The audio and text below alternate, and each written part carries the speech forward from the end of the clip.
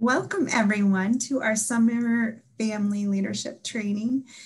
This session is called Empowering Family Leaders, Hope for the Future. We have an exciting panel planned for you today, and we really believe that these families will give you excitement and hope for the future.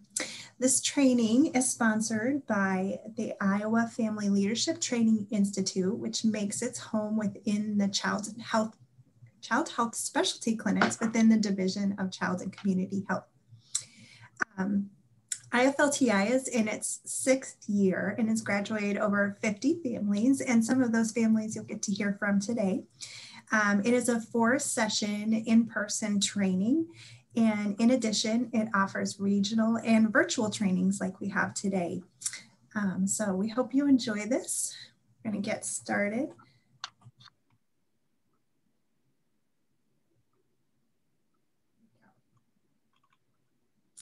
I'm going to hand it over to Adrian Silva. Adrian is going to set up for you some of our Spanish interpretation and kind of how that will flow.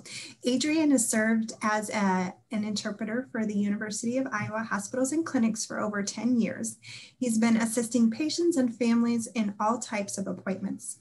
Being a second-generation immigrant to this country, he knows the many barriers and struggles that families face when they're seeking healthcare in a new environment. He landed the role of medical interpreter by chance during a visit to Iowa City from Los Angeles back in 2011. And luckily, he never left. So, Adrian. Thank you very much, Rachel. Can I interrupt, Adrian? We haven't seen our only one of our Spanish-speaking guests hop in yet. So, Rachel, could you go on to introduce our division, and we'll pop back for the instructions in just a sec. Yep, I'll wait for your prompt, Diane. Thank you. Yep. Absolutely. Let's, I think I don't have the division in there, but as I mentioned earlier, we are housed within the University of Iowa healthcare system under the Stead Family Department of Pediatrics. Rachel, it's after the icebreaker. If you want to pop back there, you saw find it. That wasn't very good timing, was it? There we go. There's our structure. And we are Iowa's Title V agency serving children and youth with special healthcare needs and providing gap filling services. And IFLTI is just one of the many programs that we offer. And IFLTI, I always throw that around, stands for Iowa Family Leadership Training Institute. Here is a little bit about where our physical locations are. We have staff that are registered nurses, some nurse practitioners, social workers. All of our regional centers have family navigators. Those are family members who are helping support other families on their journey. And then some program staff that help support all of our different programs. If you have any questions about that, throw that in the chat and we'd be happy to share more information about who we are. All right, let's take a step back. Diane, can I go on with? I would do, yes, I would do all the Zoom things, and we'll just see here if we can give instructions. I'll let you know when the folks are on for instructions for the interpreter.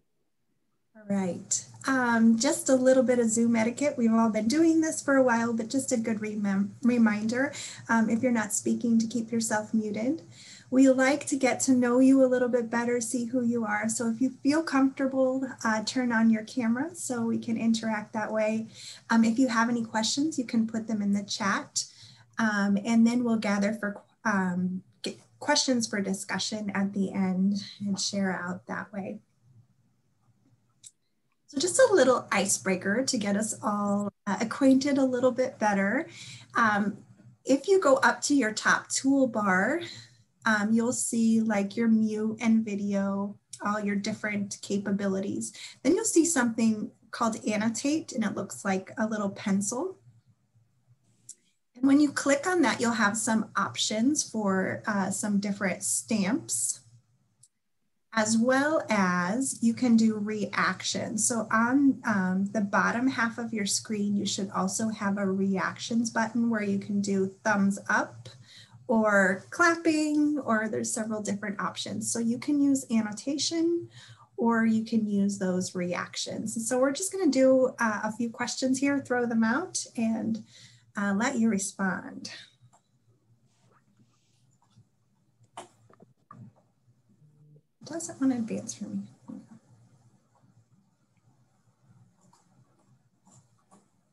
All right, so if you have a child under 18, you can use that thumbs up, or parenting of an 18-year-old. Maybe a thumbs down. No. All right. Yeah, most of us, huh? How about you have a child older than 18? Stars going too. You guys are getting good at using Zoom. How about, this is my first training for children and youth with special health care needs.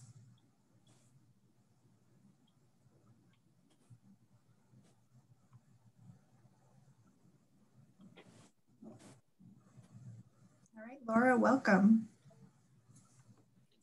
How about, I've attended another IFLTI training. Got some grads with us. Kristen, welcome. We're glad you're here.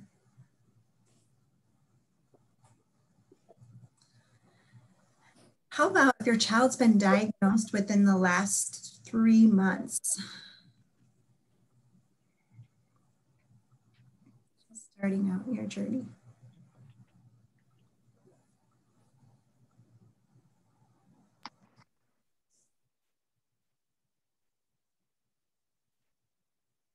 All right, looks like everybody has been doing this a little bit longer. I have typically developing children.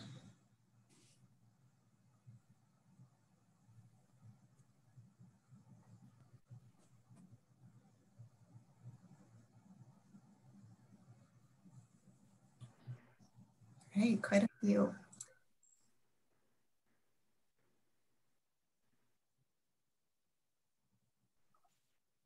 How about it's been challenging juggling schoolwork and home life during the pandemic? I think we could say and or summer.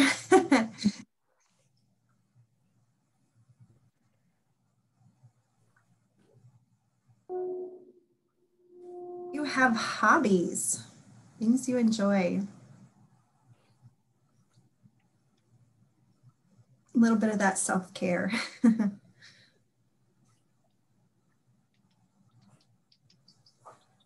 Right. And then if you don't have hobbies, did you used to have them before?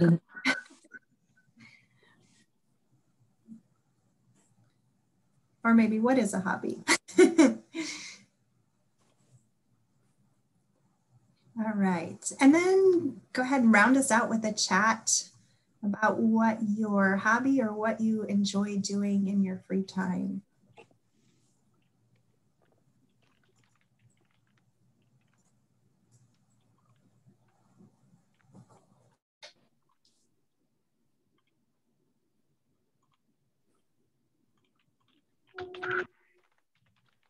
Diane, is there anything really interesting in there that we would love to hear? Connecting with family, walking, pets, photography, gardening, running. We had some runners on the panel too. Oh, wow.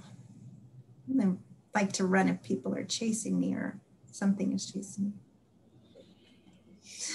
Good for you. Wow, I'm impressed. You guys, we have a wide variety of hobbies, and you actually have hobbies, so that's awesome. Rachel, let's hold these discussion guidelines for right before the discussion, and we can flip back up to the interpretation guidelines here because, and let Adrian let us know because our folks are all here. Thank you, Diane. This next part I'll speak in Spanish just to give those Spanish speakers on the video a chance to get on the right channel, and then we will continue. Hola, para los que están escuchando en español, Adrián intérprete. Si están viendo la pantalla, ven ahí un enlace de Zoom, sería importante apretar en ese botón. Lo que va a pasar entonces es de que vamos a seguir viendo la misma presentación, pero van a escuchar más bien mi voz mientras la presentación corre. También van a escuchar lo que ellos están diciendo, pero en un volumen más bajo. Así es como el enlace está programado para que ustedes escuchen más bien lo que yo voy a estar interpretando palabra por palabra mientras corre la presentación. Y como ven, la presentación de hoy va a ser un grupo, van a contar historias que nos van a dar, ojalá, esa esperanza para el futuro, para nuestros niños con necesidades especiales. Así que si están listas o listos y pueden apretar en ese botón, pronto van a escuchar solo la voz mía mientras seguimos la plática. Los que están escuchando y si están de acuerdo, nomás si pueden poner una reacción de un thumbs up o cualquier reacción para asegurarme de que sí me escucharon. I'm asking them real quick, Diane, to just do a quick thumbs up as well, or notify me if they kind of heard what we're doing. And as we're getting on there, Diane, if you want to put me on that same channel as well, we can probably continue. Here we go. Okay, Rachel, I think we're ready to go on. All right.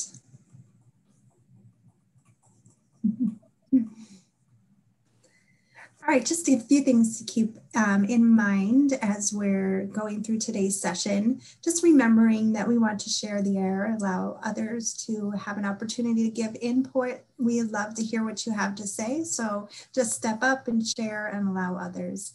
We ask today that you keep everything within this training confidential and not to share stories outside of this training that you've heard within. And just use your own experience as your voice. No judgment, and allowing one another to feel like this is a safe place. And only give advice if asked. So I'd like to start our family panel. I'm going to let everybody introduce themselves. We'll share their picture, and then we'll go through the questions, and I'll kind of take the pictures out so we can all see one another a little bit bigger and connect that way. So this family panel is called Finding Hope for the Future. And so we'll start off with Allison Drew. Allison, would you like to come on and introduce yourself? Tell us where you're from and how you came to the world of special healthcare needs. Yeah, so I'm Allison. I am from Fort Dodge. I am actually a family navigator with Child Health Specialty Clinics and a service coordinator with the Early Access Program. I came into the world of special needs because both of my kiddos have autism. And so I just kind of jumped headfirst into it and wanted to see change, I guess. Wanted to advocate for my kiddos who I love. Thank you, Allison. Andy. All right. Hi, my name is Andy ONeal, and I am living in Dike, Iowa. I am married and have 3 kids. My daughter, Nora, is 15, Finn is 13, and my youngest, Sully, will be 12 in a couple weeks. And we are here, I am here today because Finn is autistic, and we really sought out and fought for a diagnosis for him because although he was meeting his milestones, he just had such a hard time with them emotionally. And it was just seemed to take such a toll on him. And he was very fearful of the world. So we had hoped that getting a diagnosis would just kind of get us sort of insight in how to give him the supports he needed to kind of navigate the world better. Thank you, Andy. And our final panelist, Jen. Hi, I'm Jen Coleman, and I'm from Iowa City. I have 2 daughters, ages 10 and 14, and my oldest has PANS, which is pediatric acute onset neuropsychiatric syndrome. And we have had to advocate for proper diagnosis and treatment. It's an illness that is often misdiagnosed as a psychiatric illness. And so we've had to advocate for providers in state and out of state, as well as insurance coverage. Thank you, Jen. I'm going to stop sharing my screen here. So all of you have been able to move beyond your own family situation to make change in your community or in that broader system serving children and families. What was your motivation for that movement? And we'll start off with Jen. Well, my motivation is that I didn't want to hear one more story like my child's. The journey of my child's health battle could have been lessened with proper diagnosis and treatment. We could not get doctors to consider that there might be a medical cause like PANS for sudden neuropsychiatric symptoms. And because we couldn't get a proper diagnosis, my child spent 11 months consecutively hospitalized with psychiatric care rather than getting the medical care that she needed. So every day was a fight for her care while she deteriorated. I would stay up late into the night reading medical articles and writing emails because I figured if no one was going to help my child, I would research the pants out of this until I could find some answers. So once we had a diagnosis, treatment was complicated by the fact that she had been untreated for so long. So I just didn't want to hear one more story like that. But I kept connecting with other families who had watched their children deteriorate with the same disorder, and it was really heartbreaking. We had so many doctors and nurses and psychiatrists and social workers and specialists along the way. If only one of them at any stage had known about this illness and listened to us, we could have gotten help much sooner. So for me, each person on our journey represented an opportunity to go back and create change for the next child with this illness. And that's what's really been important to me, working with providers and services that, quote unquote, failed us in the beginning, so that they're equipped to help the next child with this illness. Jen, I'm inspired by your passion to help others. Andy. Hey, well, so school is something that is very hard for Finn, but it's not academically hard. He's very intelligent, and his test scores are always right where they need to be. So on paper, Finn appears to need very little support in school. But what those test scores and those things don't take into account is how emotionally and mentally draining just an average school day can be for him. And there was definitely times in the years growing up where not only were they draining, they were traumatizing for him. And I watched my boy kind of go from this happy, loving person to someone who just was kind of a shell of himself. And teachers were concerned, and we would meet and we would discuss, and nobody really knew how to help him because there wasn't any learning disabilities. So there didn't appear to be any clear-cut strategies in how to help him. And, throughout the whole process, when you're getting a diagnosis or when you're meeting with AEA or you're sitting down with an IEP, I just always kept waiting for that expert to pop out and to say, here it is. Here is everything you need to know. And now everything's going to be fine. He's going to have everything he needs, and you'd all walk away into the sunset happily ever after. Well, in reality, there are no experts. And in the process of me sitting and waiting for them and somebody to kind of take us by the hand, Finn was slipping through the cracks and getting worse. And in that process, you talk to parents and you meet with teachers, and through those conversations, you find out that, that I wasn't alone and that Finn wasn't alone. And there was a really big need for teachers and a desire from the teachers to have strategies and tools in place just to know, because they really wanted to help these kids. They just didn't know how. And that's kind of how I started, just listening to what the teachers wanted and hearing there was many other kids like Finn in this scenario. So. Thank you, Andy. I love hearing your story and how you moved to change from your passion to help your son. Allison.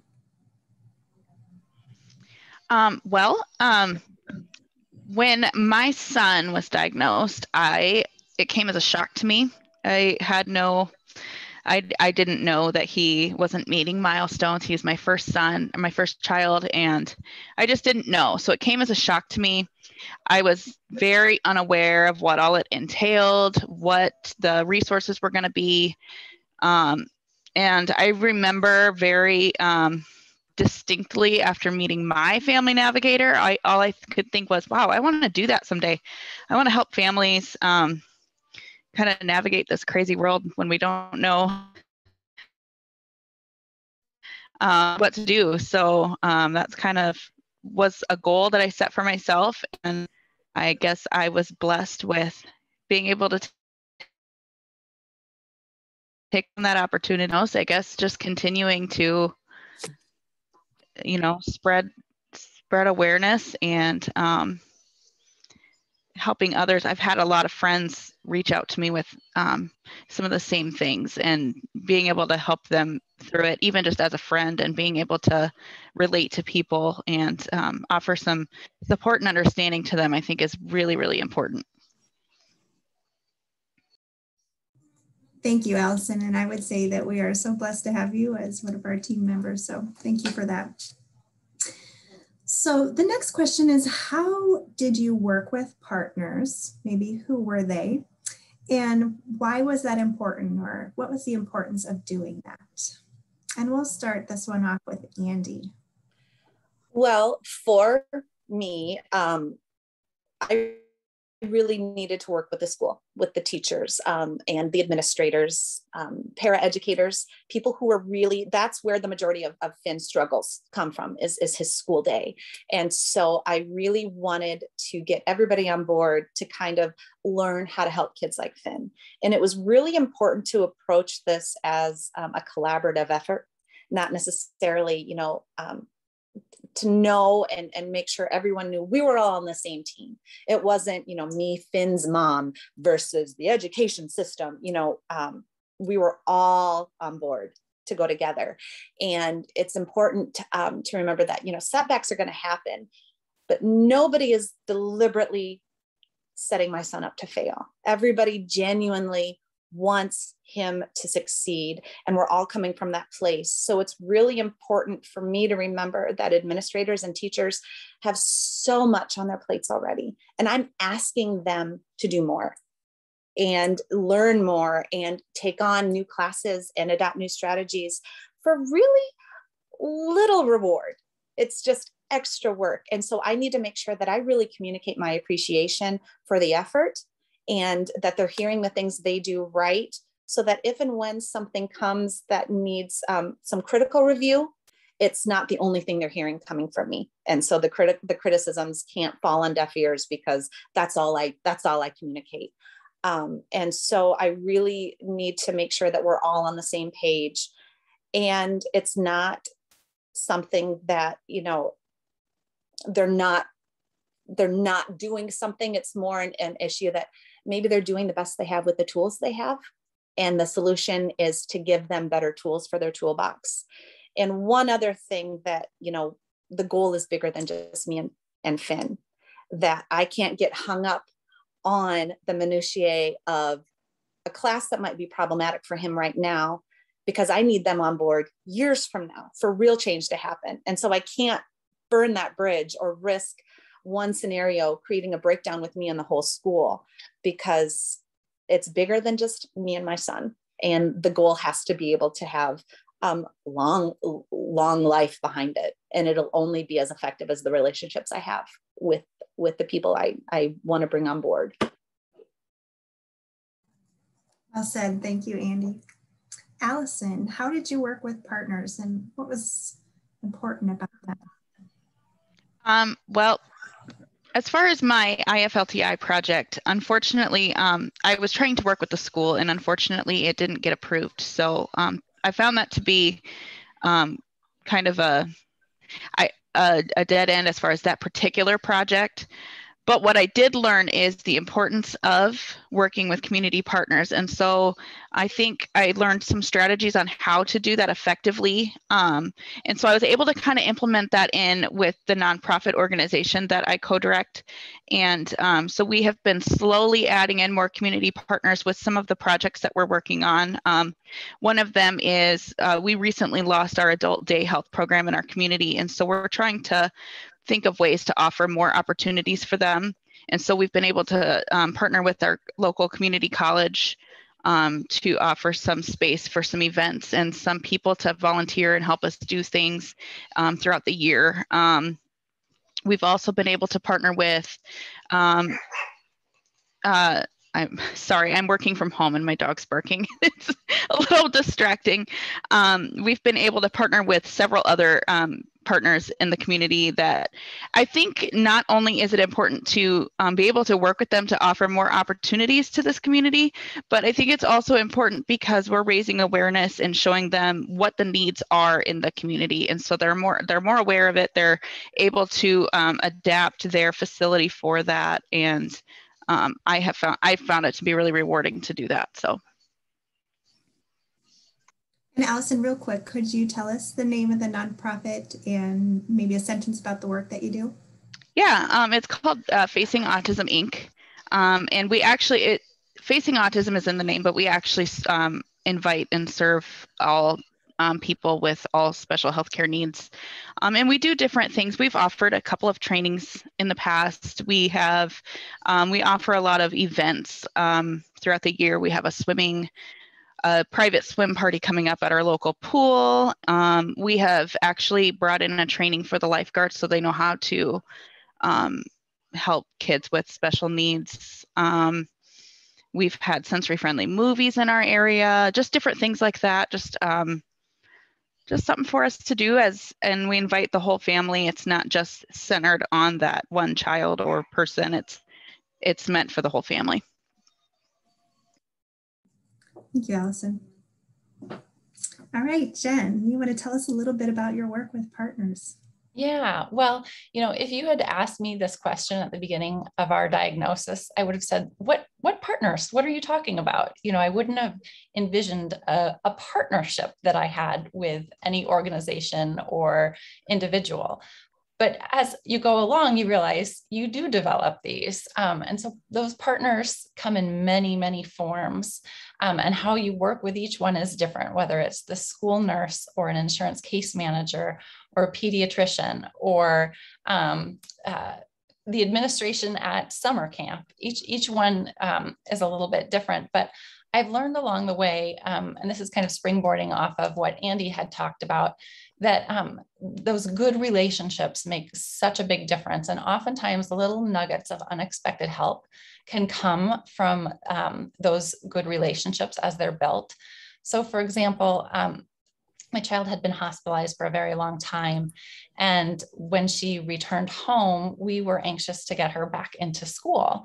But we realized that she had substantial barriers and needed some big accommodations that the school had never done before. And we're in a pretty large school district.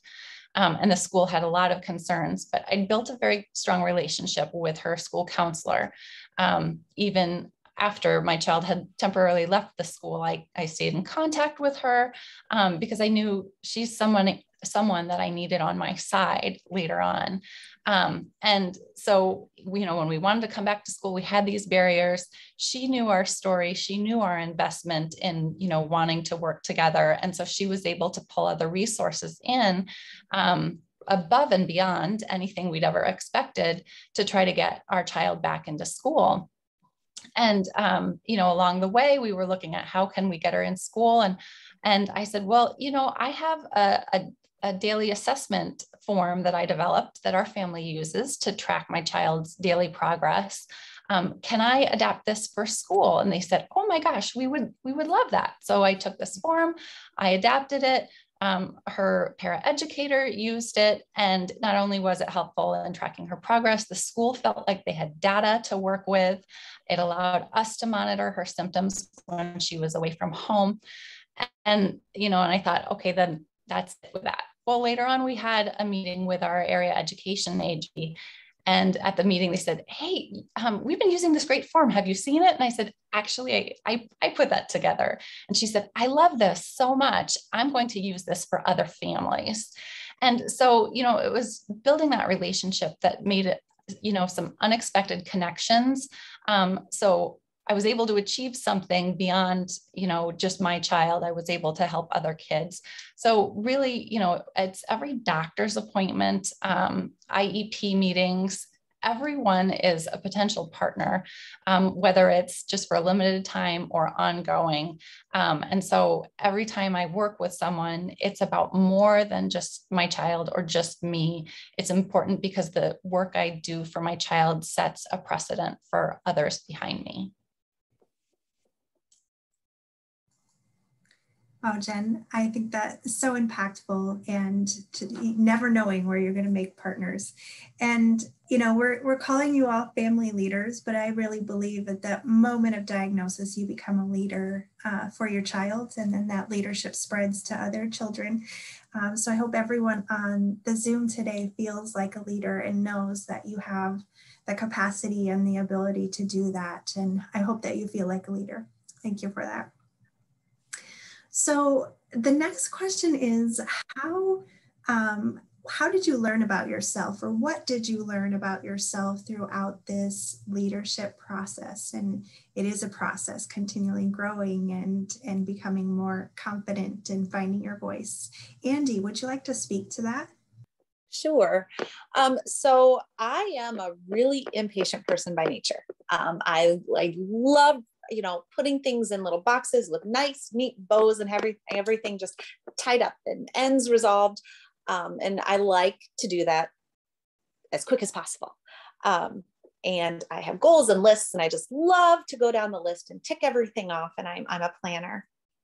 So when things go wrong or don't go according to how I think they need to go, it can really throw me for a loop. And that happens so many times when you're trying to go about creating change, or even if you think that something's on track and it suddenly goes off track. And that's where I really need to remember that this whole process is a marathon and not a sprint. And when something goes wrong, that's when I need to stay engaged and keep at it and be positive and constructive and not throw in the towel. And also what I really learned is the power of listening and not rushing to solve that problem or rushing to find a solution within the first minute or so of conversation. Because if I do that, chances are I don't have a clear picture of what the issue even is.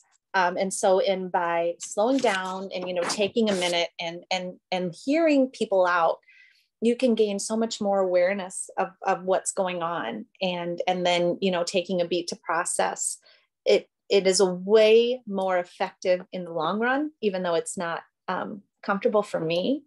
And I've really learned there is power in just kind of taking everything in, slowing down, letting it marinate and process before even saying anything, rather than my typical way of a knee-jerk response to hurry up and get things fixed. So that's something that's been hard, but probably way more effective, is being comfortable with the uncomfortable. Comfortable with the uncomfortable.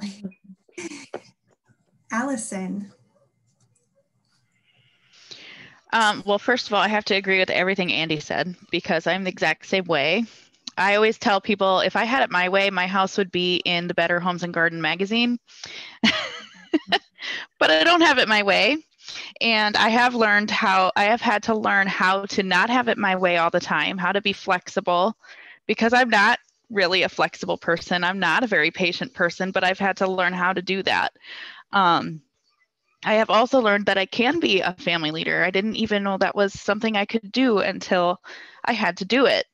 I didn't know that I was the expert on my kids, and I am, because I know them and I'm here with them. And even though a lot of the times I feel like I'm navigating through this thing that I feel like I don't know anything about because it changes, I still know them more than anybody else. And I am the expert on them. And I think it's just important as a family leader to realize that you can do it and that your story is important and it's impactful. And that's one thing I do is I'd share my story with other people, and realizing the importance of that, I think is the first thing that I had to do. And then having the confidence to do it. I really feel like going through IFLTI gave me the confidence to realize, first of all, that my story matters and it's important, and then to be able to share it and how to share it. And I have learned and grown a lot through this process of raising these kids and going through all these trainings. And you really see yourself differently, I feel like, when you are given a challenge like this, and having to learn how to navigate through it. So I have to agree with Andy, just learning how to be uncomfortable with the uncomfortable, because a lot of the times we get put in uncomfortable things. I'm not an assertive person, so when I'm having to advocate, it's definitely uncomfortable for me. So. Thank you, Allison, and being honest about that, because I think we can all identify with that at some points. Thank you. Jen. Well, I have learned that I am so much stronger than I give myself credit for. When we're in the moment, when things aren't going well with our child's health situation or the support we're getting, sometimes we just go into robot mode and we just do the things that are necessary to reach the goal. And we're completely wrapped up in the details that we don't see our progress. So, you know, there are days that it's all we can do to put one foot in front of the other. And there are days of struggle or sadness that is all I can do to just simply show up at work, show up at church, show up for my kids and do laundry. I mean, you know, and I'll have a friend say like, I don't know how you guys do it. You guys are so strong. And I'll think, if only they knew how we felt. I'm just treading water most days. But then there are those occasional moments where we get to step back and take it all in and look at the big picture and say, did we really do this? Like, look where we were 3 months ago and the help that we've gotten in that time period. Or did we really accomplish this for our child? So I've learned that progress isn't necessarily measured through any big accomplishment. It's often just getting through the day and plowing ahead. Sometimes that's where our biggest strength is. I also learned that it's not all about me and it's not all about my child. Advocating for my child can help the families with this illness who follow me. And there's a saying that after you've walked through the flames of hell, I get emotional thinking about this, you come out carrying buckets of water to those who are going in. And I think about the people who gave me their buckets of water so that I could move ahead. And throughout the process, I've learned that I get to a point that I need to carry those buckets of water and help other people as they're going through the fight to get their child services, get their child what they need, whatever it is. I have a role in that, whether it's telling my story or just offering support. So those are two big things that have come up for me throughout this process. Thank you, Jen. That I will forever remember that visual of those buckets of water. Thank you. So what valuable lessons about working in communities and systems can you relay to those who are new to this world and new to family leadership? Allison, I'll have you kick us off. I think just knowing the importance of your story and how impactful it is for someone else, because we're not alone in this. It might feel like it a lot of the times, but we're not. And I think just sharing our story with other people is a work within itself, and it's important, and it might look different than everybody else's, but it's an important thing. And I find a lot of value in hearing somebody else's story, and I have been told that it's been helpful for others to hear my story. So just that's the lesson. Share your story, and realize that it does impact people, and that is the important work within itself. Thank you, Allison. Andy, would you like to speak about working with communities and systems? Yeah, so for me, so much, and it's kind of been a theme for me, but I've heard it also from Jen and Allison too, is to really focus on building and maintaining relationships, even when it could be easy to burn the bridges. Things are going to come up, and it's going to seem like, you know, totally discouraging, heart-wrenching times. But I found that those are really opportunities to prove to the people you were working with, you know, that you're in it for the long haul. And you're not just a fair weather. You're not just trying to do something when the going gets good, and being able to kind of regroup and come back to the table with a plan B and do it in a way that doesn't alienate the people that you want to bring along with you can really, really be key to get the ball rolling again when you think it's stopped. And that's something I've learned that's been really hard. And also Jen kind of alluded to it a little bit. Always be ready for the possibility to someone to maybe approach you or call you out of the blue because they heard something or somebody took away something that you were saying and they repeated it to somebody else. And those conversations could be all it takes to advance what you want, even though it might not be the same version of what you pictured way back when, but progress takes many different roads. It's not just always a straight line. And if you can stay energized and positive in a way that's not going to leave, so the thought of you as a person doesn't muddy or cloud what you're trying to get accomplished to the people that you want to create change with, there's always a chance that it can still happen. Thank you, Andy. Jen. Well, you know, thinking about working in communities or systems, we achieve a lot when we work together. But when we don't understand the systems, like healthcare, you know, how things work at my doctor's office or insurance authorizations, it can be really hard to access what we need. So sometimes taking a step back to understand how the system works can be really helpful in reaching our goals. And one example of this was before my child was diagnosed, but I suspected that she had PANS. I went to a few providers with information in hand, printed stuff out. I included a list of tests to run, a long list of tests to run. I couldn't pronounce most of them, and I didn't exactly know what they were. But I thought, this is pretty straightforward. I am going to help the physician by telling them the things that I want them to do. And here's how you can learn more because I'm Dr. Google. Well, the reaction went kind of as you might expect. One provider actually stuck the papers in his desk drawer right when I was in the appointment. Another one looked at the list of tests and said, you want me to run these tests, but I don't know why I'm running them. And I can't just, you know, insurance isn't going to pay for this just because mom wants it. So once I figured out that that approach was not going to get me what I wanted, because I wanted some blood tests to show my child has an infection, I tried it differently. So the next time my child was hospitalized, I didn't tell the doctor what I thought my child's diagnosis was. I asked, could we run this test and this test? And I gave information indicating why I thought they might be helpful and how having an answer one way or another could help us move forward. And very skeptically, that provider agreed. And when the results came back positive, it proved my child had an ongoing infection, and we were finally able to get the medication that she needed.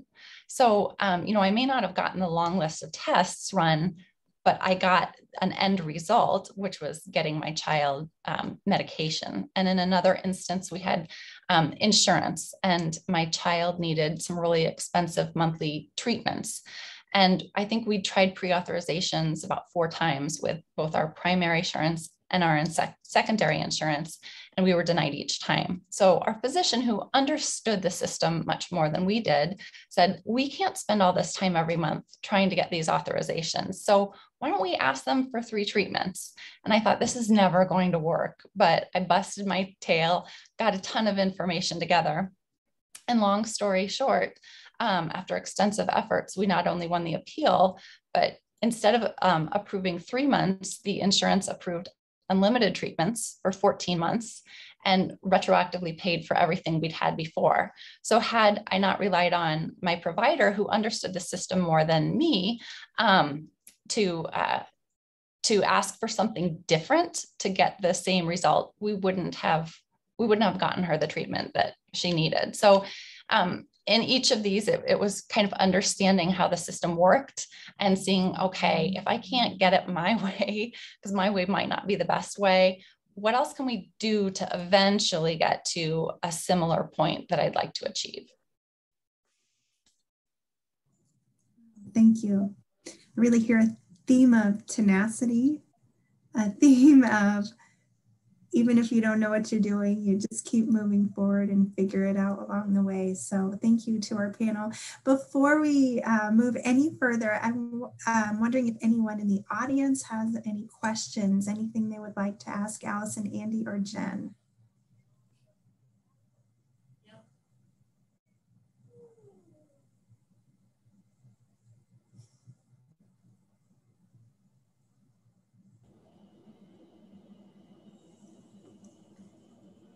I did have one thought that came to mind. I was wondering how you, what tools you use to kind of overcome that. I'm not equipped. I don't know how to do this. I don't navigate the insurance on a daily basis, or I'm not an autism expert. How do you kind of handle those feelings, and what tools have you used to maybe overcome them? And I will just let whoever feels comfortable go first. I'll jump in. I mean, often one of our greatest tools, it's our experience. And so, you know, we just have to rely on what we've been through. So, you know, if there is a family that, you know, in my support group, say, and they are asking, like, how do I do this? How do I navigate insurance? I may not know exactly how to navigate insurance, but I can draw upon my experience. I can share the documents that I used.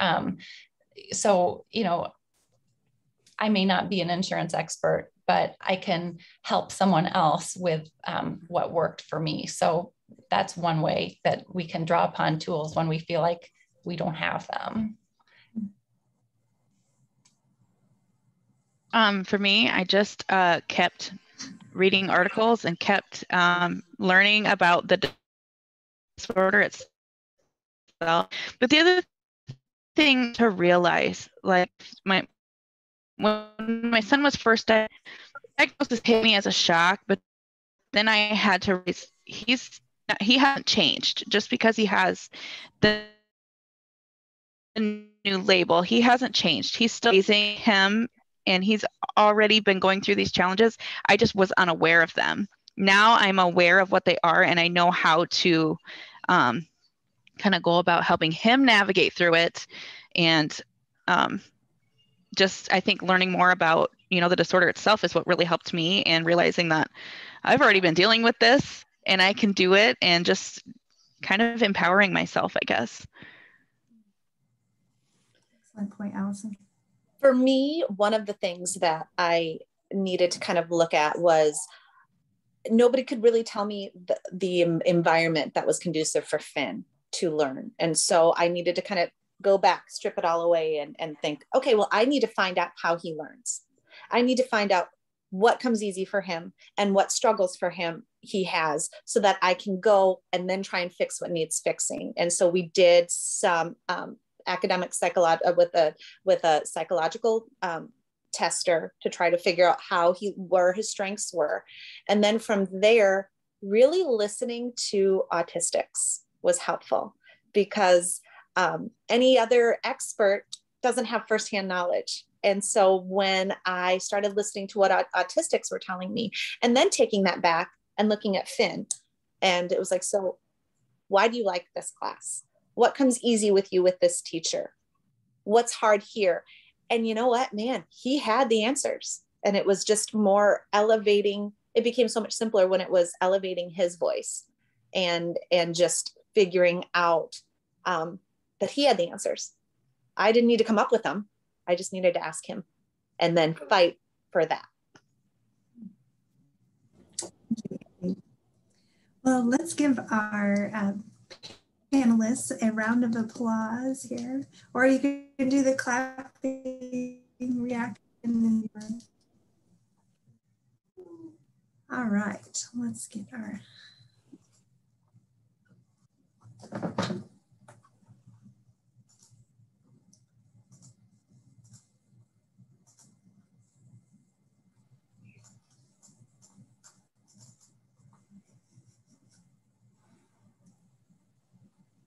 Sorry about that. I gotta move these things around to get them to work there.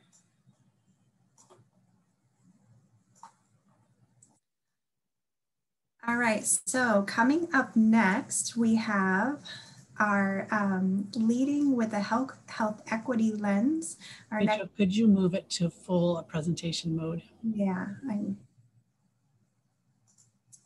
trying to work and talk at the same time. There we go.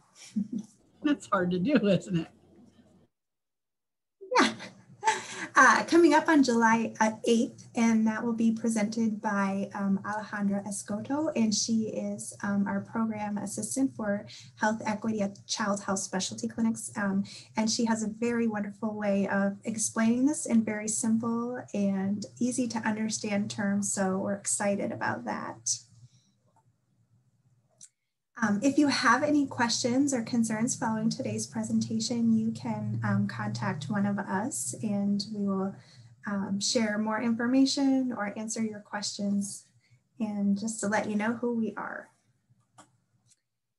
And thank you so much for attending. We know this was potentially your lunch hour, so taking that time to share with us and to learn and grow is always exciting, and to come together with other families and to hear the experience of other families. I don't know about you, but it always gets me excited and makes me want to keep moving forward even when times get tough. So thank you, Jen, Allison, and Andy, for your inspiration, for helping us learn and grow today. Thank you so much.